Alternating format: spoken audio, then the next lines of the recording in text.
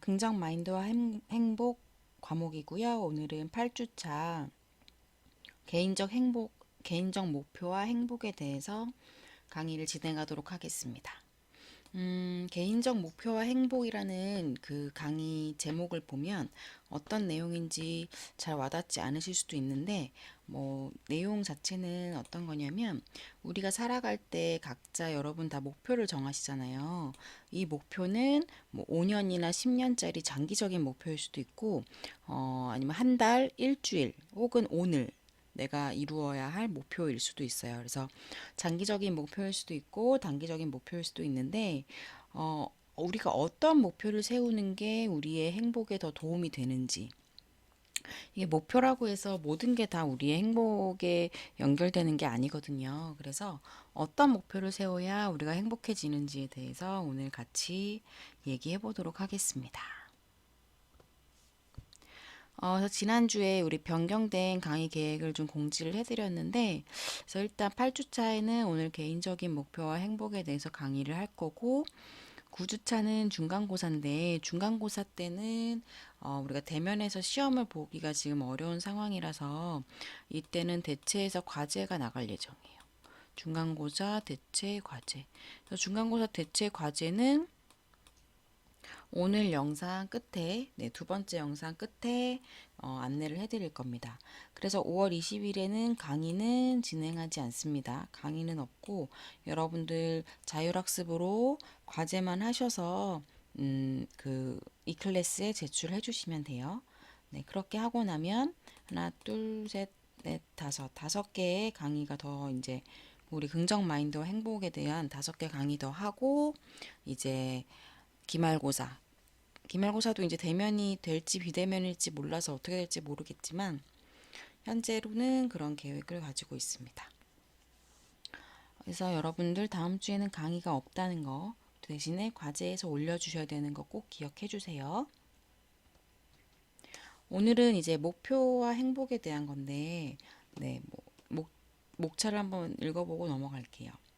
목표는 가짐과 행함을 연결시킨다. 이게 무슨 말인지 좀 와닿지 않겠지만, 뒷부분에 이제 제가 말씀드리면은 아마 이제 이해하실 수 있을 거예요. 그렇다면 개인 목표란 무엇인가? 보편적인 인간 동기라는 게 있나? 그게 뭘까? 그리고 목표를 자아 개념이라는 거에 개인화한다는 건 뭘까? 어떤 목표가 웰빙에 가장 큰 기여를 할까? 이런 내용들에 대해서 같이 편하게 얘기를 해보는 시간이에요. 물론 이게 이제 비대면이라서 저 혼자 얘기를 하겠지만, 여러분들도 저랑 같이 얘기한다고 생각하면서 혼자서 말씀을 해주셔도 좋습니다. 중얼중얼. 네. 그럼 첫 번째, 목표란 무엇인가? 네. 여러분들 오늘 하루의 목표는 어떤 거예요? 여러분은 현재 어떤 목표를 세우고 있습니까? 오늘 그 긍정 마인드와 행복 과목을 잘 듣고 과제를 빨리 해서 제출하는 게 그 여러분의 목표이실 수도 있고, 또 어떤 목표가 있어요? 오늘 친구들이랑 저녁에 만나서 즐거운 시간을 갖는 목표를 가지신 분도 있을 것 같고, 아니면 지금 취업 준비나 이런 것들 때문에 영어 공부를 해야 된다거나 진로 탐색을 해야 된다거나 직업에 대해서 알아봐야 된다거나 그런 분이 계실 수도 있죠. 그래서 여러분들도 여러 가지 자기의 목표를 세우고 계실 텐데, 목표라는 거는 생명 활동의 의미, 방향, 목적을 제공하며 행위의 원동력이 되는 것이래요. 그러니까 우리가 어떤 목표를 정해야지 어떤 방향성도 가질 수 있고 의미도 가질 수 있고 목적도 이제 가질 수 있는 거죠. 그래서 그런 목표가 정해져 있을 때 우리가 어떤 행동을 하는 원동력이 되는 거예요. 그래서 우리가 하루 종일 아무런 목표도 정하지 않으면 그냥 멍하게 가만히 있을 수 있겠죠. 아니면 이불 밖은 위험하니까 침대 안에서만 하루 종일 태블릿 PC나 스마트폰으로 하루를 즐겁게 보낼 수도 있어요. 네. 근데 그렇게 하루를 보내고 나면 밤에 자기 전에 내가 오늘 좀 의미 없이 하루를 보낸 것 같아. 이런 이런 생각이 들면서 좀 찜찜한 기분이 들기도 합니다. 그래서 이제 목표라는 거는 우리가 그 사람의 행동을 이해하는데 핵심적인 요소예요. 왜? 사람들이 무엇을 달성하려는지 그 사람의 목표를 보면 알 수 있거든요. 그래서 우리가 그 사람이 왜 그런 행동을 하는지 이해를 할 수 있게 됩니다. 그다음에 예를 들어볼게요. 목표. 첫 번째, 우리가 어떤 사람이 내가 혹은 다른 사람이 접시를 닦는다. 그랬을 때 그 사람의 목표는 무엇일까? 이건 정답은 없어요. 예시를 드는 거예요. 그 사람의 목표는 생활 공간의 청결을 유지하는 게 이 사람의 목표구나. 두 번째, 친구와 즐겁게 노는 거. 이걸 하는 사람은 친구와 우정을 유지하는 게 그 사람의 목표구나. 이렇게 우리가 예측할 수 있고, 또 직업을 구하기 위해서 막 인터넷도 서치하고 어떤 이력서도 보내고 이런 활동을 하는 사람을 보면 우리가 예측할 수 있죠. 저 사람은 생계에 필요한 돈을 버는 게 저 사람의 지금의 목표구나. 이렇게 알 수가 있습니다. 우리가 목표라는 건 이렇게 우리 행동의 방향성이나 의미나 이런 거를 좀 정해주기도 하고 우리를 움직이게 하는 원동력이 될 수도 있고 또 그 사람의 행동을 이해할 수 있게 하는 그런 요소라는 거를 얘기를 드렸어요. 그렇다면 이제 목표라는 거는 어떻게 보면 어, 어떻게 보면 동그라미 너무 이상해서 긍정적인 삶의 근원이라고 할 수 있어요. 근데 근원이라는 뜻은 뭐냐면 목표가 있으면 무조건 긍정적이다라기보다는 목표를 통해서 우리가 긍정적인 삶으로 더 나아갈 수 있다. 이런 얘기로 보시면 좋을 것 같아요. 그래서 우리가 각자 추구하는 목표가 있는데 우리가 추구하는 목표는 우리의 행복이나 웰빙과 아주 밀접하게 연결이 돼 있습니다. 근데 이제 문제는 아까도 잠깐 얘기했지만 이 목표라는 게 모든 목표가 좋은 목표인 게 아니에요. 왜냐하면 그 사람한테 의미 있고 성취할 만하고 합리적인 그런 목표가 아닐 경우가 있어요. 그러니까 그 사람한테 의미도 없고 성취도 할 수 없고 만약에 예를 들면 제가 지금 나이도 많고 그런 상황에서 네 갑자기 난 아이돌 가수를 하고 싶어요. 이런 목표를 세웠다. 성취가 가능하지 않죠. 일단 아이돌 할 나이도 아니고 그런 어떤 재능도 없고 네, 외모적으로도 이제 나이가 많고 네, 여러 가지 조건이 충족이 안 됩니다. 그래서 그리고 합리적 목표가 아닌 거죠. 제가 여러분들한테 저 아이돌 가수 할 거예요 이렇게 하는 건. 근데 이거 제가 장난으로 얘기한 게 아니라 진짜 제가 그거를 막 진지하게 목표로 생각했다. 그럼 어떻겠어요? 일단 목표 간의 갈등이 있습니다. 나는 먹고 살기 위해서는 이렇게 강의도 하고 상담도 하고 내 전공이랑 관련된 일을 해야 되는데 내가 아이돌을 하려면 어떻게 해야 돼요? 지금이라도 춤이랑 노래 연습에 대부분의 시간을 보내야 되겠죠. 그리고 잘 안 돼요. 춤도 삐걱삐걱 잘 안 춰지고 노래도 안 되고 그럼 높은 스트레스를 받습니다. 당연히 뭐가 잘 성취가 안 이루어지니까 기분도 나쁘고 삶의 질도 좋지 않겠죠. 그래서 내가 목표를 제대로 세우지 못하면 나에게 잘 맞지 않고 합리적이지 않은 목표를 세우게 되면 되게 부정적인 영향을 받을 수 있어요. 그래서 이런 목표 간의 갈등은 나에게 높은 안 좋은 기분 나쁜 정서들, 우울감도 주고요. 이게 심해지면 신경증으로 갈 수도 있고 몸이 아플 수도 있고 스트레스가 심해져서 몸이 아플 수도 있어요. 그러니까 여러분이 목표가 아무렇게나 세우면 안 되는구나. 네, 나한테 의미 있고 성취할 수 있고 합리적인 목표를 세워야 되는구나. 이거를 아실 필요가 있습니다. 그래서 그거의 하나의 예시로 이제 우리가 완벽주의자가 있잖아요. 완벽주의자. 완벽주의자는 자신에 대해서 너무 높은 기준을 세우고 있는 거예요. 그래서 여기 보면 완벽주의 스케일이라고 있는데 보면 50 정도면 굿이에요. 굿. 우리가 목표한 거에 대해서 50점 굿인 거고 그다음에 여기 몇이에요? 50이랑 100 사이니까 75. 75 정도 하면 베리 굿이에요. 그리고 100 내가 만약에 기준에 100을 달성했다. 이거는 excellent. 완전 잘한 거죠. 완전 잘한 거. 근데 문제는 뭐예요? 퍼펙트는 어디에 있어요? 175. 175 정도를 그 완벽주의자분들이 기대를 하는 거예요. 그러면 우리가 175는 달성할 수가 있겠어요, 없겠어요? 당연히 달성하기가 어렵겠죠.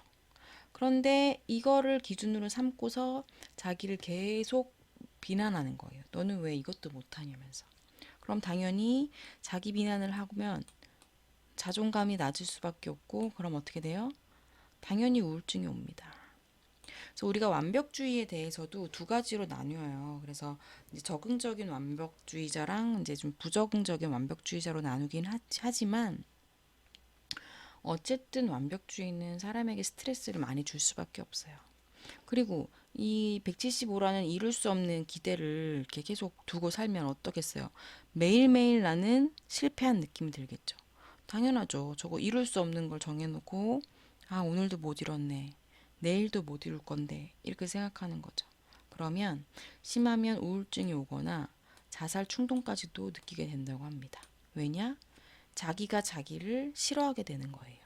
그렇기 때문에 내가 나를 좀 떠나버리고 싶은, 그래서 자살 충동까지 심하면 갈 수 있기 때문에 여러분들이 완벽주의자가 되지 않도록 주의를 하실 필요가 있고, 왜냐하면은 여러분들이 그러면 성과를 높이 내려면 난 성취를 하고 싶고 성공을 하고 싶은데 그럼 완벽주의자가 돼야 되는 거 아닙니까? 아니에요. 완벽주의자가 아니어도 충분히 성취를 할 수 있고 성과를 낼 수 있고 성공을 할 수 있어요. 여러분이 그걸 믿으셔야 돼요. 저 완벽주의자는 오히려 여러분들이 성공하고 성취하는 것을 방해합니다. 왜냐면 우울하면 에너지가 안 생겨서 그걸 할 수가 없어요. 그렇기 때문에 여러분들이 그 자기가 완벽주의라면은 고치려고 노력을 하셔야 돼요. 네. 넘어가도록 할게요. 그래서 여기까지는 목표가 어떻게 사람에게 부정적인 영향을 줄 수 있는가를 알아봤거든요. 그렇다면 우리가 뭘 알아봐야겠어요? 그럼 우리가 목표를 통해서 긍정적인 영향을 받으려면 어떤 목표를 정의하면 좋을까? 이걸 생각해 봐야겠죠. 그럼 일단 목표는 부정적이기만 한 거냐? 아니죠. 목표는 긍정적인 측면이 있어요. 볼게요. 이제 목표라는 건 개인적으로 중요한 목표를 달성을 하고 의미 있는 포부를 내가 추구를 하고 가치 있는 활동에 헌신을 하게 합니다. 그러면서 긍정적인 기분을 느끼게 해주는 그런 측면을 가지고 있어요. 그래서 이제 여기서 개인적 목표라고 하는 말이 나오는데 이거는 뭐 여러분의 각자 개인의 목표를 말하는 거예요. 행복과 삶의 의미를 가져오는 활동의 기초를 이제 개인적 목표라고 합니다. 그래서 이 개인적 목표를 통해서 우리가 스스로 삶에 대해서 의미를 부여하고 그런 의미 있는 삶의 과제를 하나하나 달성해 가면서 살아가게 되는데 이렇게 내가 뭔가 목표를 달성하기 위해서 매진하는 것 자체가 웰빙에 큰 기여를 합니다. 왜냐면 제가 상담을 하다 보면 이런 얘기를 하는 분들이 많아요.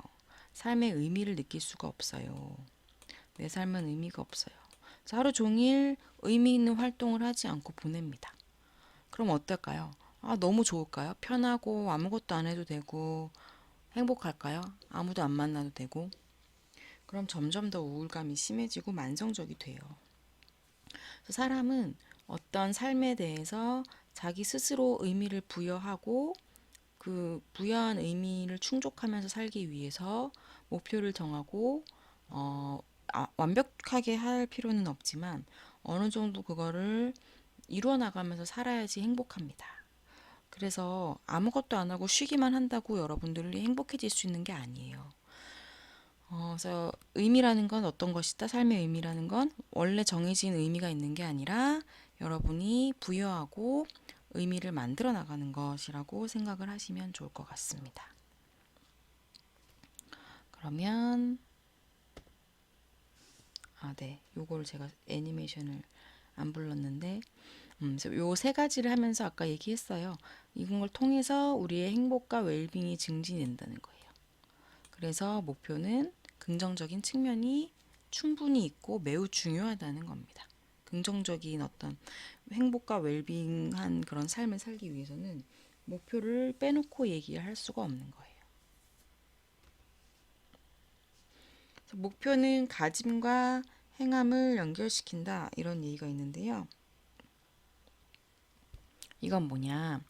여기서 행함이라는 거는 내가 뭔가 목표를 이루기 위해서 어떤 활동을 한다는 거예요. 그게 되게 중요하다고 앞에서 말씀드렸죠?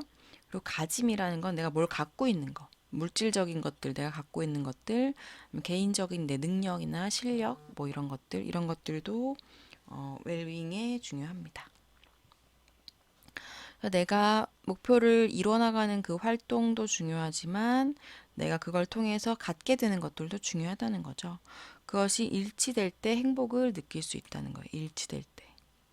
예를 들어 보면 여기 여자 대학생들을 대상으로 한 연구의 예시가 나와요. 어떤 거냐면 이 학생을 뭐 누구라고 할까요? 요새 여자 연예인 제가 이름을 잘 모르겠어요. 그냥 쉽게 A라고 할게요.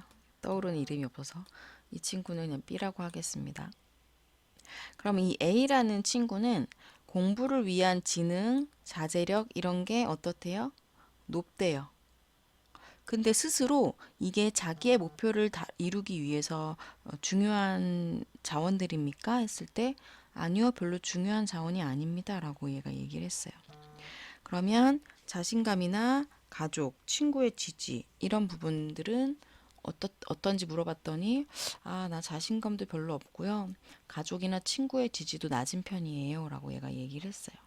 그럼 이게 당신의 목표를 달성하는 거랑 관련이 큽니까? 했을 때 네, 관련이 높아요. 라고 얘기를 한 거예요.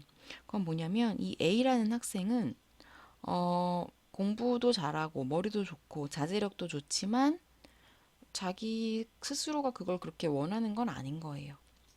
그리고 얘는 자신감이 좀 떨어지고 가족과 친구의 지지는 낮는데 이거는 스스로는 되게 중요한 자원이라고 생각을 하는 거죠. 그럼 이 사람은 어떻겠어요? 이 사람의 웰빙은 낮게 됩니다.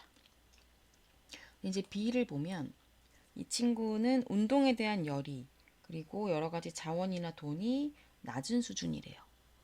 근데 얘는 자기 목표랑 이것들은 별로 관련이 없다라고 얘기를 했어요.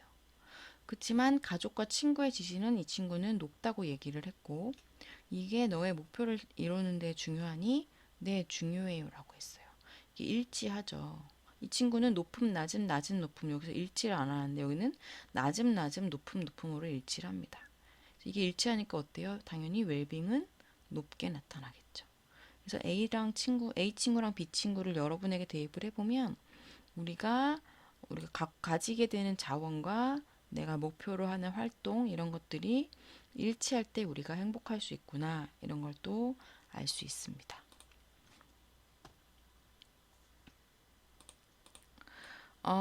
그럼 이제 개인의 목표에 대해서 좀 더 자세히 살펴보려고 합니다. 개인 목표는 무엇인가?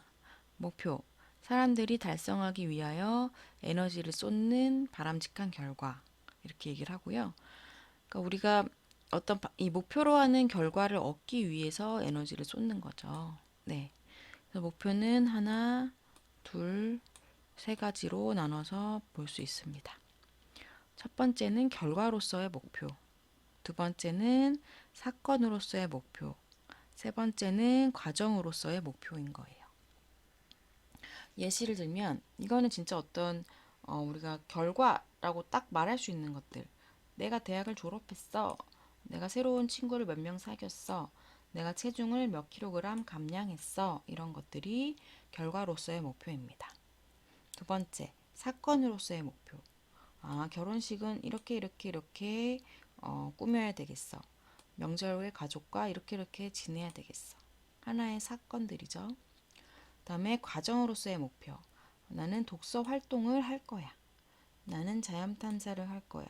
친구들과 시간을 보낼 거야. 목공을 할 거야. 음악을 들을 거야. 스포츠를 할 거야. 이거는 어떤 그 활동 자체를 즐기는, 그 과정 자체를 즐기는 그러한 목표들입니다.